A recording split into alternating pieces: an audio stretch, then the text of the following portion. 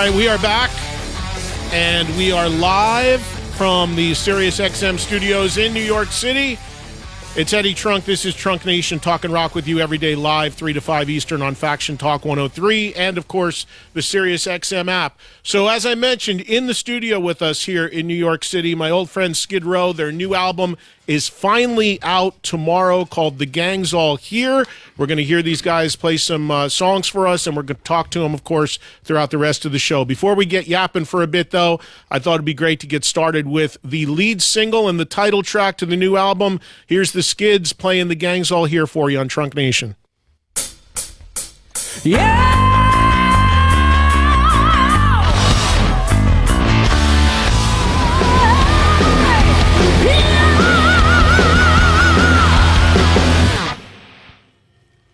Well, an audience of one with a golf clap, but that's about the most we can do here. But, Thank you. Anyway, great sounding stuff, ladies and gentlemen. That is Skid Row and the title track to the brand new album, The Gang's All Here. And sounding amazing. Let me go around the horn and introduce the guys behind a cage here. We're going to put him. It looks like a dunk tank you're in. Rob Hammersmith on drums. What's going on, Rob? Can we hear Rob? I don't know if your mic's on, Rob. They always shortchange the drummers. Right. Put them behind a cage and don't turn the mic on, you know. Anything? Yeah, there you are. All right. Hey, good to see you, man. How are you? I'm good. Good to see you. Snake Sabo, good to see you, buddy. Thank you, buddy. Good to see you, too. Man that I met when he was in the band for like 24 hours, actually, and we had him on this show from Vegas. Eric Gronwall. Good to see you, Eric. Good to see you too, man. Rachel Bolin. Rach. What's up, bud? How are you, man? Doing well. And down on the end here, Scotty Hill. Good to see you, brother. What's happening, man? So I was just thinking about this, going back to that Vegas thing, because you guys were just getting ready to open for Scorpions. And you guys, meaning Skid Row, pulled off a really ballsy move in changing singers in the 11th hour and really essentially meeting your singer like a day before a big show opening for Scorpions. Take me through that, how that was for you, Eric. Yeah, so I flew in on a Tuesday. We rehearsed Wednesday, Thursday. I met the guys for the first time that Tuesday.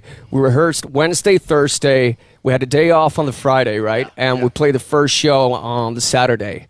And, you know, I wasn't really sure where I was because I was trying to figure everything out. Everything happened so fast. Rachel contacted me in January, I think February. Yeah. February, yeah. And you know, I had my illness last year, and, you know, I wasn't really sure where I was physically or mentally, but, you know, Slave to the Grind started it. I just ran out on stage and did my best, and here we are. So that was pretty insane in so many ways. So there's two sides to this, as you guys all well know. There's the ability to sing, which you clearly have and fit in the band vocally, but there's also the personality. And you being Swedish and not knowing these guys really personally all that well, Snake, what were you thinking like going into that? Because he could be the greatest singer in the world, but if it doesn't, the chemistry's not there, you're screwed. When we would Zoom with him, you could tell like his demeanor was just this nice, kind guy. He had a great sense of humor, very humble, very much living in the moment, and he speaks English better than we do. But we speak Jersey. Yeah, exactly. But the thing is that his enthusiasm was infectious. And then when he got to the States, I mean, he joined the band before we had ever met him. That, like, never happened. I know, that's what I'm saying. Ballsy. I mean, that's crazy. So we got there in Las Vegas, and the five of us kind of got together, and it was like we had known each other for so long. Like he fit right in perfectly. Same sense of humor, same love for drinking beer, and we all kind of bonded that first night. And so it was as easy as it could be. And I didn't think that we thought that it would go that smoothly, and has gone. It's a seamless fit. Rach, for you, making a call like that and doing that on the eve of, like, you know, it's a big deal opening for Scorpions on a residency in Vegas. What were your feelings going in? Were you pretty confident it was the right thing to do and it was going to work? Yeah, I mean, when his other band Heat opened for Skid Row in Europe, what was that, 2019? Yeah. we took notice of him. And it was nothing more than, wow, this dude's a really great singer. And then when we decided we were going to make a change, he was our first call. Now, would he do it? Would he not do it? We heard about his illness, but it was, we saw, he did a cover of 18 in Life on his YouTube channel. And when us and our producer, Nick, you know, we made the decision and we played it for everyone, we're like, yes. We were, by the time it got around to actually doing a gig after he recorded 80% of the record, there was no doubt in our mind, you know. I think there was no doubt in our mind when he sent the first scratch vocal back on Gang's All Here. That was the first song. Yeah, that was kind of like my audition. Yeah. Well, because we should clarify that. So you recorded your vocals, Eric, for this record, not in America. You did it from Sweden, right? Yeah, at my house. Yeah, and that was the first time I recorded myself ever. But I didn't tell these guys. So Rachel asked me, "Hey, can you record the vocals in your studio?" And I was like, "Yeah, sure, I'll figure it out." But I didn't tell them. I didn't have any experience recording myself, and I just did a lot of YouTubing and Googling, and here we are with a new So you album. mean you actually engineered your own vocal tracks? Yeah, I did, yeah. And now I actually prefer doing that, so I enjoy working. Well, sure, because you don't need to be around them, you know. Yeah, yeah, exactly. I understand a band of Snake. You gotta, you know, you'd rather not be around them. That's right. But so you, that's interesting because I figured they hooked you up with a line. I know you guys recorded in Nashville at Nick's studio, but I figured there was some sort of like tie line or something that you actually recorded into his board, but you sent in files basically. Yeah, exactly. And Nick called me a couple of times, and we were kind of like communicating on WhatsApp, like, "Hey, can you go da da da da da instead of da da da da da?" You know, Start a beat later to go up one note. You know what I mean? It was crazy. It was. I don't want to do it like that again, Ed. I'm going to be honest with you. I like it. Eric, next record, you're going to be looking at Rachel and Snake while you're doing it. There's no question about that. But what were your thoughts on the material, Eric? Because here you are. I mean, this, and we're going to talk about this here in a second, because this record is at a long sort of birth. You know, there's been a lot of start, stops, and different changes. But what were your thoughts when you heard the songs? Because the songs were fully done.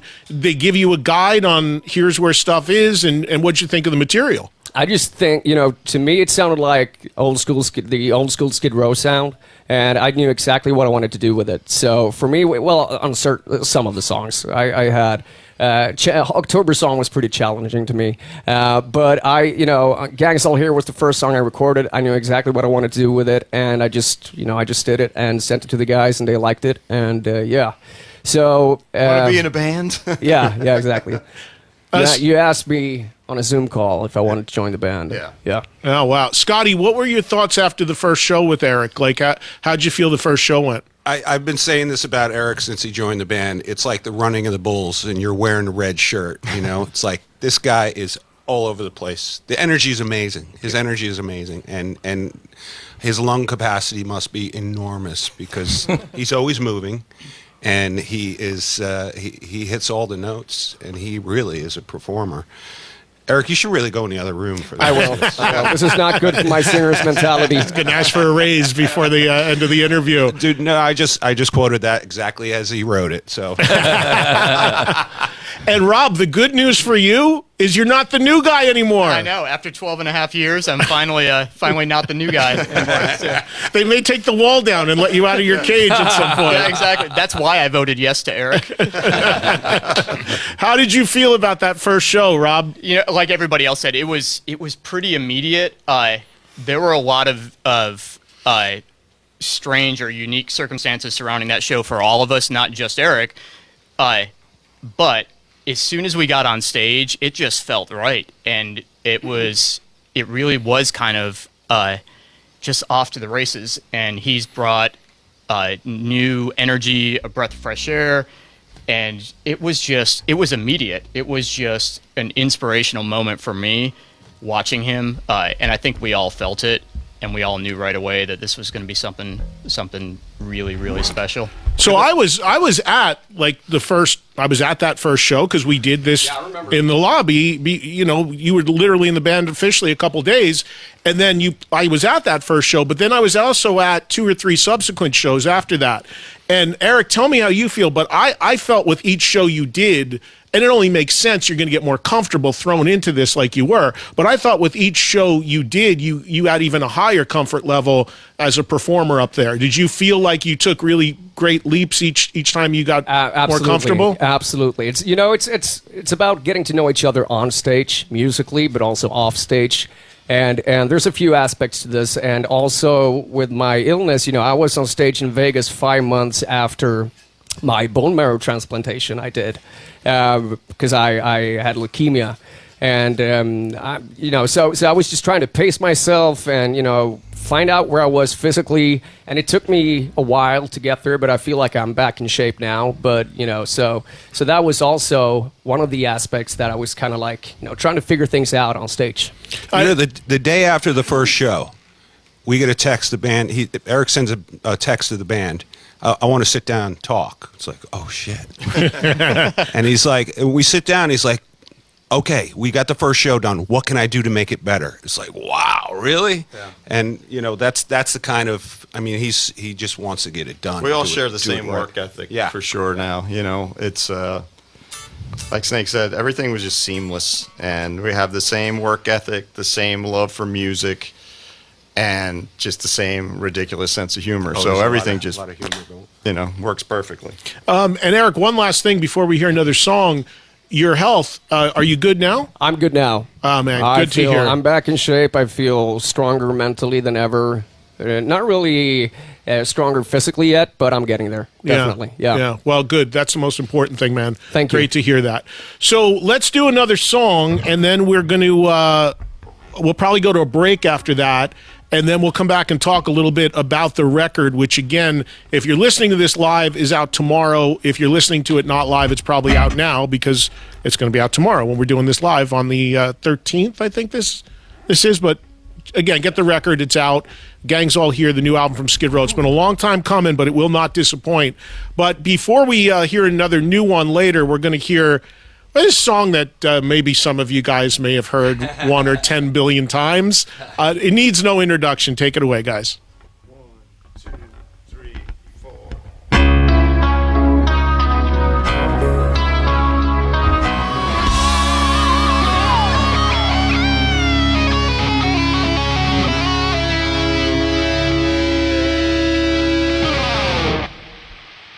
Awesome. So I'm laughing because Scotty gave me a nod while Eric was hitting those notes, and I look like very approvingly, like, look at this guy, check it out. And Eric, I'm looking at you, and you're belting that out, and you got veins, man, popping out of your neck, and I was worried about you. I was like, gonna have to come out there and pull you out. Are these gonna blow something out, man? Someday. That's how I'm gonna die. I just think we need to fatten you up a little bit, man. I know. Come out with me. Look at me. I'll put a little pounds on you. Come hang out with me, man. Sounds good, man. It's awesome, man. And Snake, is that the biggest song in Skid Row's catalog in terms of plays and streams? It seems like it is, yeah. I think it's safe to say, yeah. And what's crazy, it broke our career, and it broke Eric's career as well, because that's what he auditioned for Sweden Idol with. Oh, yeah. Tell us a little bit about that, Eric. You actually did that on Swedish Idol, the version, American Idol's the Swedish version. Exactly. So I used to work as a karaoke host when I was trying to make it in the music industry. So yeah, I was working with karaoke late nights at pubs, and I started singing a lot of Skid Row songs, and the people really liked it. And so I got the opportunity to audition for Idol, and I was like, I'm going to do 18 in Life, and that kind of like started my career. So that's for me. That's actually it's been a big thing in Sweden. Me performing that song, and it's always been with me. So I did that on my shows for like 12 years or something like that. Even with Heat, when I played with my former band Heat, and yeah. So it started my career, and it started Skid Row's career. So yeah, because I'm just thinking about that. So I remember when the first record came out 33 years ago, and the first single.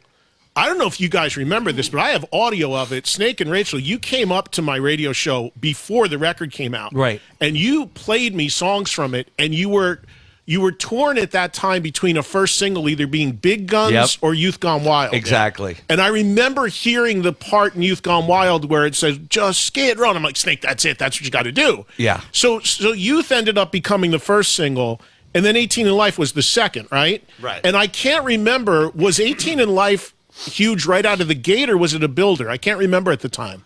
It built, but we made a really, really great video for it. Obviously, back when MTV was, music television, and it gained a lot of traction. And that wasn't supposed to be the second single either.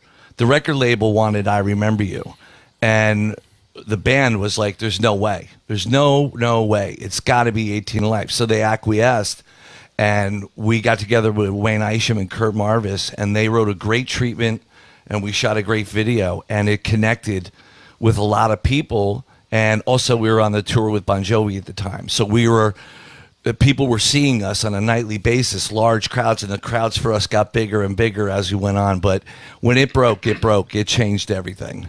Rach, I know we brought this up before, but when you and Snake wrote that song, did you have any inkling that that's going to become the Skid Row song 33 years later? No, not a clue. I kind of figured it was going to be Youth Gone Wild, but 18, I mean, the single went gold, right? Yeah. Yeah, and it just, looking at the streams and stuff, it just blows my mind that how many people it resonates with, and people from all cultures, and everywhere we go, that song means something important to them, and it might not mean the same thing that the lyrics were written about, but that's cool because we just provide the paint and the brush, and everyone paints their own picture.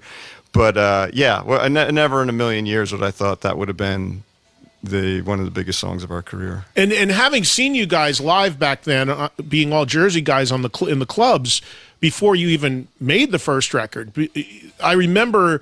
I'm trying to remember the history of that song, because some of the songs, there were songs you did before you were signed that didn't make it on the record. Oh, yeah. And then there were songs that you had been playing in the clubs that did make the record, and then some stuff that was added in kind of like later when you got signed, I think. Yeah. So what was the history? Where was 18? I can't remember. It was early on, right? Yeah. You guys were doing that for a while in the clubs, right? Yeah. So it had an early history. Yeah, that was probably in the second round of songs we wrote we started together. writing that in the middle of the music store. You and I started writing. That's right. that. Yeah. Scotty, do you remember when you heard 18 in Life after these guys wrote it and what your thoughts were? I don't remember the first time I heard it. All that period's kind of blurry, but I do remember those sessions in the garage, working on all those new songs and working on Youth Gone Wild. And I remember the verse was different, and coming up with a solo for 18 in Life and all that. But I don't remember the specific moment, because stuff comes in quick when we're in a room. The stuff comes in quick. So, but it was always a favorite. It's always a powerful song, yeah. And talk about the solo. Amazing solo you play in that, man. How did that solo come to you kind of quickly as to what you wanted to play? It's just like those kind of solos. I approach them like I want to play something you could whistle. So just add another melody on top of everything else, so it's not just wasted space, Yeah. So it's got an added part to the song. That's what solos need to do. Yeah, We actually wanted him to whistle it. Yeah. You could probably still do that right now, actually, if you wanted to. Real quick on this, then we're going to move on. We got to take a break. We're going to come back. We're going to talk more about the new record, The Gang's All Here. But I'm curious about this. Rob, when was the first time you heard Skid Row, and was it 18 in Life? Do you remember your first exposure to the band? I do, and it was not 18 in Life. It was Youth Gone Wild, and we talked about MTV. Seeing the video for Youth Gone Wild was my first exposure, and I remember my friends Betsy and Darlene Burton, if they're listening. I was at their house because I didn't have cable television at the time, so we were watching MTV, and that was my first exposure to the band many years ago. And Eric, for you as a kid in Sweden, an aspiring singer maybe at that point, when was your first time you heard or saw Skid Row? That was probably when I was 10 or something, when the first album came out. No, I'm kidding. I wasn't that. I was just going to say. I'm kidding. Man. He was Feel all old. I'm kidding. But I started singing. I had a band in high school, and that's when we really started rehearsing like Skid Row songs. So that's when I really got into it, and I started singing the songs off Slave to the Grind and the first album. So it was, but your initial exposure was Slave, not the first record? No, it was actually the first record. Oh, okay. Yeah. All right. Very, very cool. All right. So the new album is called The Gang's All Here. It's Eric's debut with the band, and we're going to hear another song from that. But let's go to a break because I think we have to hit a break. And then when we come back, we'll continue live on Trunk Nation, Faction Talk 103, more with the Skids coming up, more performances, and we'll get into some conversation about the great new album, The Gang's All Here, which for all intents and purposes is out now. So go out and get it. We'll talk to the guys more right after this.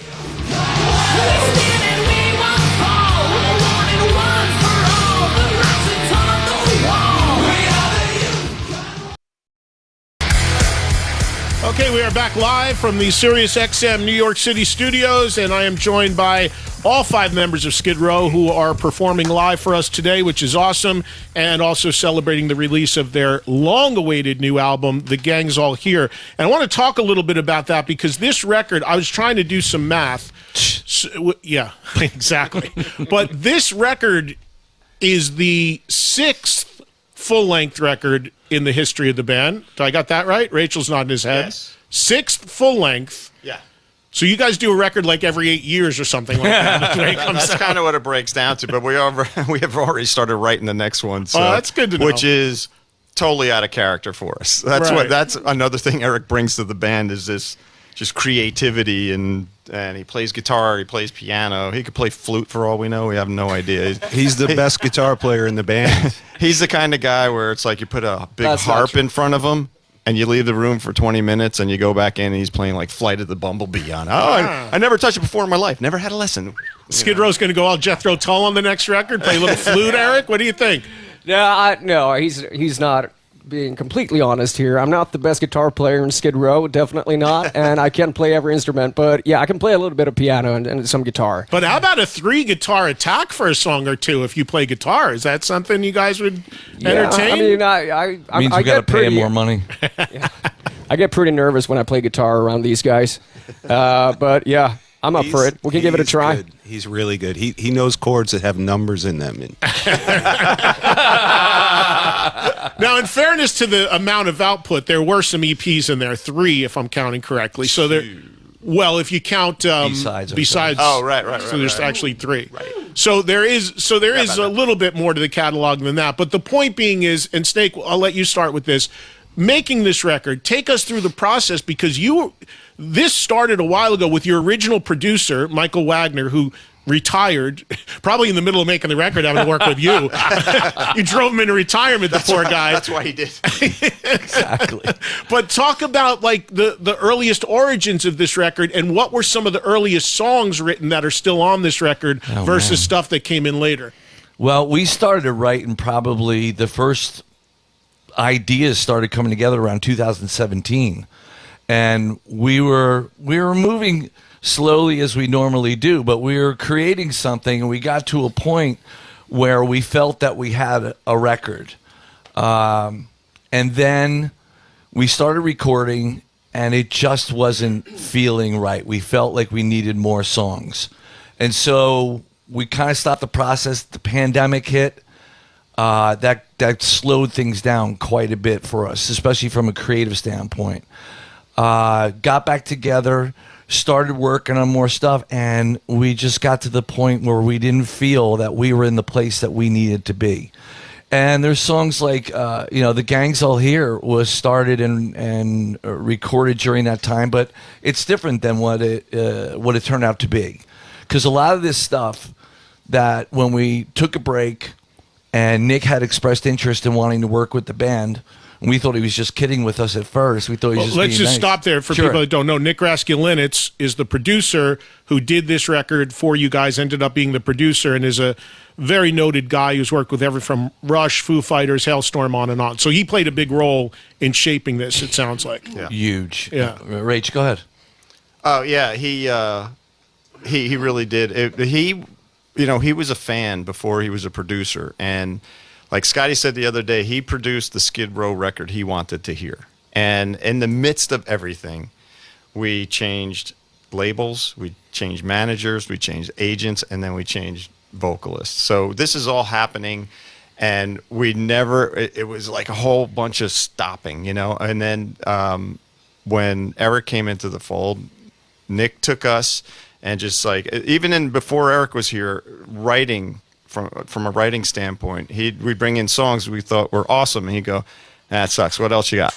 You know, that honest. His honesty helped us out so much because he helped us retrace our steps, which is, you know, we've been in a band for a really long time, and we're not those 21, 22-year-old kids anymore. So it's really hard to get back to the way we thought, and he brought that out of us. And he's an old school producer. Love this part. Change that, do that one again. This song's great. This one sucks. You know what I mean? And he was 100% in the project as much as we were, and it was really cool, man, because he brought out Skid Row again. Well, that's a real, and that's the narrative coming out of this record for the people who have heard it already. It's just like, this is the most Skid Row thing you guys have done since maybe Slave, right? Since the second record. And us as fans, and you guys are all fans, I mean, I've known you forever. We're all fans of other bands. It's like, man, they got to get back to doing whatever, right? There's always that part in the career that you're like, oh man, I wish they'd get back to doing.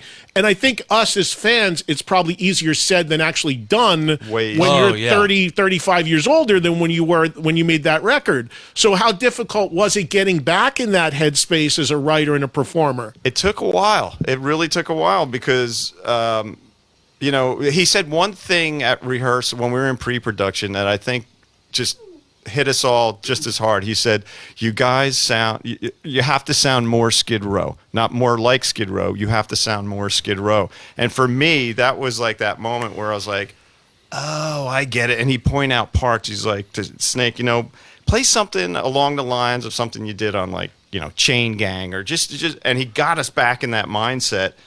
And he was as much of a shrink as he was a producer. You know, it's crazy. It's really crazy. And we finally got there, and we could all tell when it clicked because we were all looking at each other and like, yeah, that's it. And Nick's in there with his drumsticks, spinning his drumsticks, chucking the horns. And then once that door opened, it was like, we were here. We get it. Now we know how to approach everything. And he challenged us. I'm sorry, Scotty. Go ahead. The trust. Put the trust in Nick was that was a key element to be able to trust what his vision, because especially for, you know, the two main writers to take their stuff and have him pick it apart in some cases and, you know, go back and rewrite that part. For them, especially, to put their trust in him was huge, and it was you know, the outcome is amazing. You go back and you say, wow, what a great idea that was, you know. And that was a key element, was to, you know, trust Nick. And once that was developed, it was like, whatever you say, dude. Would you want to jump in on? No, Snake? just the whole process was, he challenged us on so many levels, which was amazing, because he didn't challenge us in a demeaning or denigrating way. He challenged us in a sense of saying, I know what you have in you. We're going to get there. This is where you need to be. It's like, yeah, and you're excited about it. And the trust issue and leaving our egos in the parking lot, it was all part of what got us to where we're at. Like, he was a huge advocate for Scotty and I doing more guitar work on the record, which is awesome. The trade-off stuff and the harmony stuff is jumped out at me immediately when I heard the record. That's when, and that was Nick's. That was him pushing us to do that. He's like, let's add another, 8-bar section here and have Scotty play a solo, and then you guys do a harmony solo at the end. And we've never done this much of it. And so, from a guitar player standpoint, it's exciting. You know, you get to really stretch out. And I think it just it didn't overwhelm the songs in any way. It just enhanced them, which is what it's supposed to do. Snake and I played all the rhythm tracks in the same room, in the control room, facing each other, which is not common for most bands. Yeah. And Nick's like, no, you guys can play them all together. We're going to do it all. And we were in there like cheering each other on. The energy was in the room. It was Nick sitting in the middle, me on his right, Snake on his left, and it was really powerful. I mean, as a guitar player, it was a really super fun record to make. Yeah, to me, the album has elements, or I hear elements in it of Slave and the first record. It's kind of, to me, it sits somewhere between both of those records in terms of direction-wise. But I'm really curious about this before we hear another song. So there were Skid Row records made after Subhuman and before this. There were 2 full-length records, Thick Skin, Revolutions Per Minute, and there were the 2 EPs. And, you know me, I love all the things you've done. I really do. I love those records, and I love songs on those records.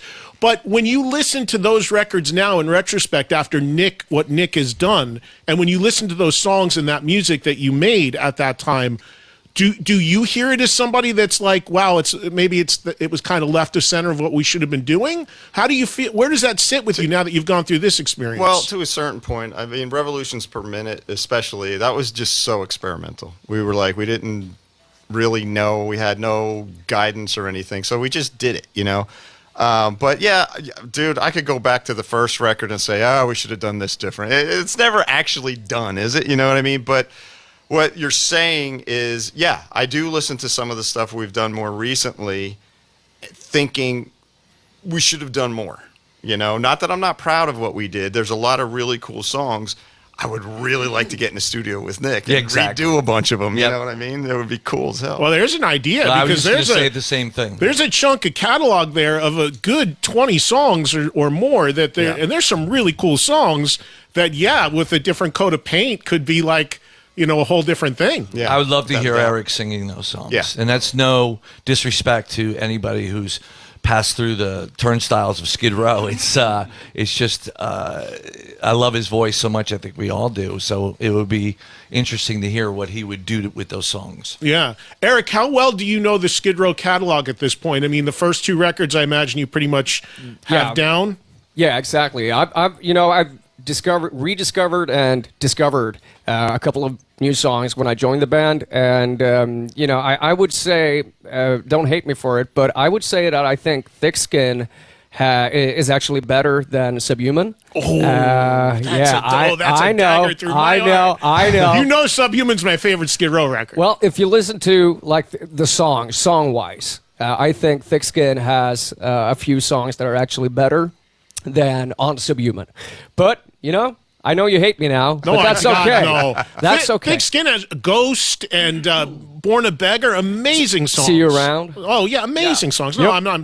That's just it. There's just a wealth of riches when it comes to Skid Row now, isn't there? Thank you. There's just too much. There's too many great songs. All right, speaking of, let's get to another classic that you're going to play here.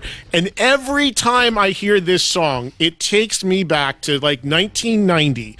You guys are opening for Aerosmith. I know exactly what you're going to say. Nassau Coliseum. I'm there early to see you guys. Snake pulls me into the tuning room. I said, what's up? He goes, I want you to hear this thing I'm working on, this intro to this song. He goes, listen to this. And he played the beginning of Monkey Business. Right. So now we're going to do it here about 31 years later, live on my radio show. Let's hear it, guys. Ready?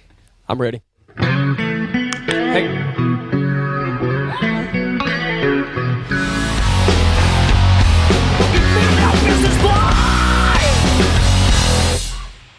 Business from Slave to the Grind. Killer stuff there. Classic Skid Row. You guys all right? What happened? Somebody mess up? Sounded great to me. No. Once you guys do it at the same time, it's not messing up. Yeah, Scotty and I apparently can't count till 4. Oh, all right. Well, just a heads up. So a little bit of that song I put out on Facebook Live, and just for people who may have seen that, you can't hear the vocal because I'm literally in the studio. But trust me, Eric was really singing and sounded great. If you watch or if you listen to on the radio or you watch on the SiriusXM app, you will hear the full mix of the song. But just figured to give you a little taste of the room volume. It was Skid Row featuring Rob Hammersmith because all we got was drums, I think. But you get the idea. Monkey Business, great track from, of course, the second album, Slave to the Grind, which you guys actually played live in its entirety a few times for the 30th anniversary, right? Yes. How was that experience? Rach, get up on the mic. Yeah, it was pretty wild, man. There were some songs that we never played live, and then some that we haven't done since Slave came out. So yeah, it was pretty cool. We're not abandoning that idea. Oh, you might go back to doing it? Who knows? Who knows? We may do another one somewhere. What was your favorite one that you hadn't played to dig into on that? Oh, man. Probably Creep Show. Yeah. That was fun to play that live. How about for you, Snake? Same. Creep Show? Yeah, it was one of those ones, I mean, we hadn't done in so long, probably since a couple dates on the Slave tour. So to revisit that and to think about us recording it and everything that went into that was a very fond memory to revisit. Scotty, you got a favorite moment from Slave? Yeah, I mean, Creepshow is always great. And also that year it wasn't on Slave, but we did Forever that year, which was fun. Also, you did that when you did? Oh, yeah, wow. it was what was that? 2019, I think, and that was fun. But doing the Slave record is awesome. Yeah, it's really fun, really fun. Rob, how do you like playing stuff from those records? Before you were in the band, talk about what you like playing and your approach to it. I love it.